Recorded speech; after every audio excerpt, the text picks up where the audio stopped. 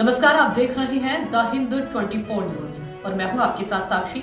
आइए नजर डालते हैं आज की बड़ी खबरों की ओर। अध्यक्ष उत्तर प्रदेश अनुसूचित जाति एवं अनुसूचित जनजाति आयोग बैजनाथ रावत सोमवार को तहसील करछना के ग्राम इसौटा लोहकपुर पहुंचकर अनुसूचित जाति के युवक के साथ घटित घटना का स्वतः संज्ञान लेते हुए पीड़ित परिवार के परिवारजन से मुलाकात की। उन्होंने कहा कि इस प्रकार की घटना निंदनीय है और इसकी जितनी निंदा की जाए वह कम है।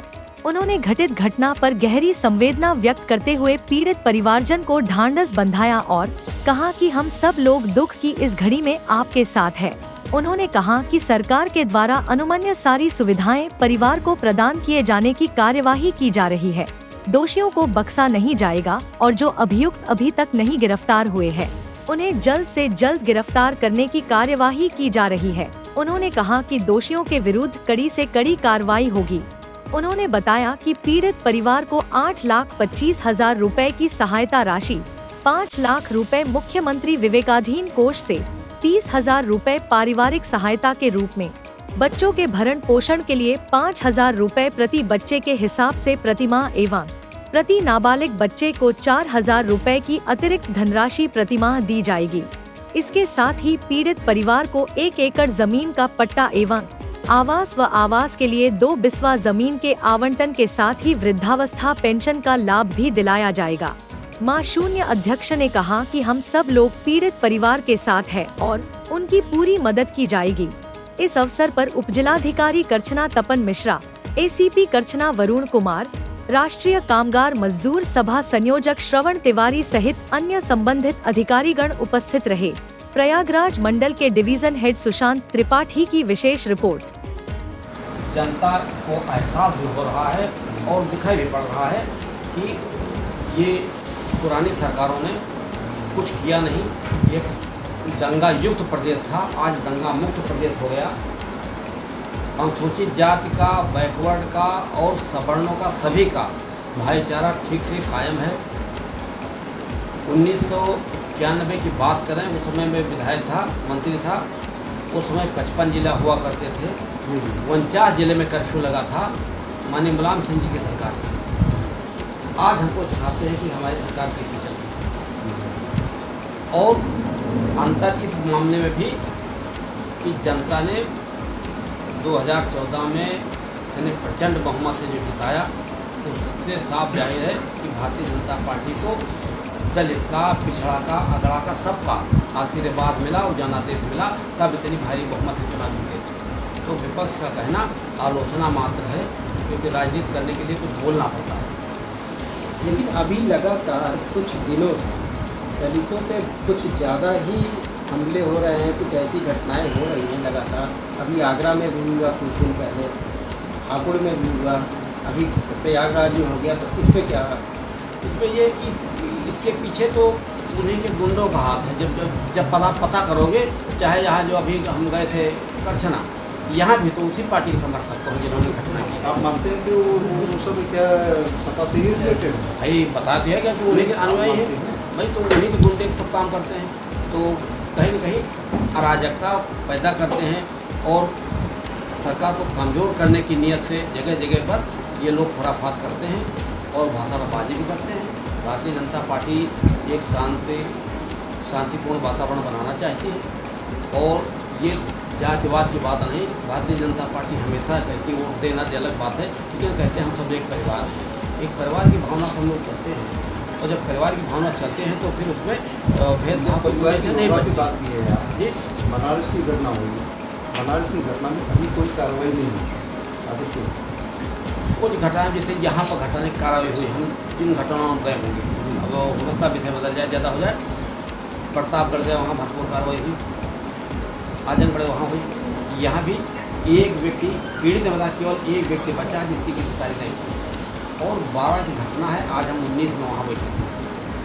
घटना के दूसरे दिन ही सारे लोग गिरफ्तार हो गए, केवल एक व्यक्ति भागा है, जिसकी तलाश नहीं है। तो घटना होना एक विषय है, घटना के बाद अपराधियों का संरक्षण देना ये पहले हुआ करता था। आज अपराधी का संरक्षण है, अपराधी तुरंत पकड़ में आता और जेल चला जाता है। फिर अदालत में मुकदमा चलेगा फास्ट ट्रैक में और न्यायाधीश जो निर्णय देगा, जितनी सजा देगा वो हो जाएगा। हम सब लोग भले हमको ज़्यादा उम्र के हैं, मैंने देखा है कि जब घटना होती थी तो कहाँ नेता छिपता था अपराध करने के बाद, चाहे अतीक अहमद हो, चाहे मुख्तार अंसारी हो, चाहे तो सब नेताओं के घर में बैठते थे और पीड़ित रोता रहता था और पुलिस वही करती जो अपराधी करता था। आज तो है कि कानून का राज है, अपराधी अपराध अगर करता है तो समुचित दंड उसे तत्काल मिलता गिरफ्तारी के माध्यम से और मुकदमा चला करके उसको। ये संविधान खतरे में है, संविधान खतरे में पक्षी चिल्ला रहे हैं। हाँ, अब एक बाबा साहब का अपमान किया जा रहा है, खतरा- बाबा साहब की मूर्तियाँ तोड़ी जा रही हैं। देखो अब बगावत कौन कर रहा है, इसके पीछे जब जांच करोगे तो वही लोग मिलेंगे कि अराजकता पैदा करने का। अच्छा, अराजकता जो पैदा की जा रही मिला है, क्या कहना चाहते हैं? क्या? सपा बसपा ही अराजकता पर सपा बसपा कांग्रेस सब लोग इसी बात पर जुटे हैं। बाबा क्या साहब आप सब लोग होने का काम भाई आप सब लोग पढ़े लिखे हो कि जब संविधान किताब दिखाते थे हमको, आएंगे तो संविधान बदल देंगे, आरक्षण खत्म करेंगे, ये केवल अफवाह तो थी। गरीब आदमी दलित समाज को बरगलाने का वो ठीक वो जानते हैं, न संविधान बदलना था न कुछ नहीं था। वोट की राजनीति के लिए कितना झूठ बोलें कि तेरे नीचे स्तर पर उतर जाए, ये सत्ता हथियाने के लिए किसी तरह का हथकंडा आप अपना सकते हैं।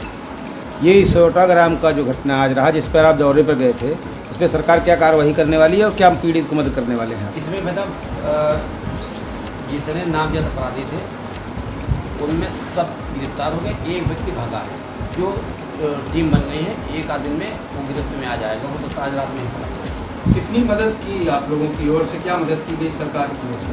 उनके लिए जो हत्या में 8,25,000 देते हैं, 50% 4,12,500 रुपया उनका बुधवार को मिल जाएगा।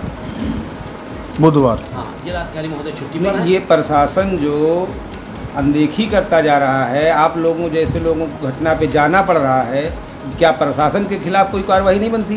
क्योंकि इतना डिले किया जा रहा है, जब आप घटना स्थल पर जाते हैं तो कार्रवाई शुरू होती है, अभियुक्त को पकड़ा जाता है। इस पर आप क्या कहना है? प्रशासन तो लिपापोती करता रहता है। ये गिरफ्तारियाँ हो चुकी थी उसे, आने का तुम्हारा निमित्त मात्र था कि कुछ पीठ की बात सुनने का कुछ वो कहना चाहता है, लेकिन गिरफ्तारियाँ हो चुकी हैं। घटना के दूसरे ये जो उत्पीड़न हो रहा है कि किसके मतलब प्रशासन के नज़र में हो रहा है कि उस पर जानबूझ के किया जा रहा है? नहीं, घटनाएं और आपदाएं बता के नहीं आती, घटनाएं होती हैं, घटना पर अगर कार्यवाही न हो तब निंदनीय है। लेकिन अभी एक रिपोर्ट में, उस रिपोर्ट में कहा गया प्रेम प्रसंग कम है, लेकिन ऐसा तो कुछ नज़र नहीं आ रहा। प्रेम प्रसंग का मामला है, रिपोर्ट में कहा गया, लेकिन ऐसा कुछ है नहीं। अब जब पीड़ित से अभी हम मिल के आए हैं तो ऐसी कोई विषय कहीं नहीं आए उठ के। अब जब विवेचना होगी, विवेचना पर जो जांच तथ्य आएगी, जिले बड़े बड़े जांच में जब सुलझे नहीं सुलझता तो कमीशन बना दिए जाते हैं। अभी विवेचना काम कर रहा है और हर कड़ी तक पहुँचेगा। नहीं, घटनाओं को डाइवर्ट करने के लिए उसमें बीच में प्रेम प्रसंग ला दी गई। घटना महत्वपूर्ण क्या थी कि जो घटना घटी है उस पर कार्रवाई होना चाहिए। जो घटना घटी उस पर हो रही है, अभी प्रेम प्रसंग का कोई विषय नहीं है। घटना पर कार्रवाई हुई है और तो हत्या हुई, उसके लिए हम 8.25 लाख रुपये उनको एक देने वाले हैं और मुख्यमंत्री राहत कोष से 5 लाख रुपया उनको हम एक और देने वाले हैं और उनको 1 एकड़ ज़मीन उनको मिलेगी। प्रधानमंत्री आवास उनकी मृतक की माता के नाम मिला, अब उनके पिता के नाम भी दिया जा रहा है। देखते रहिए द हिंद 24 न्यूज।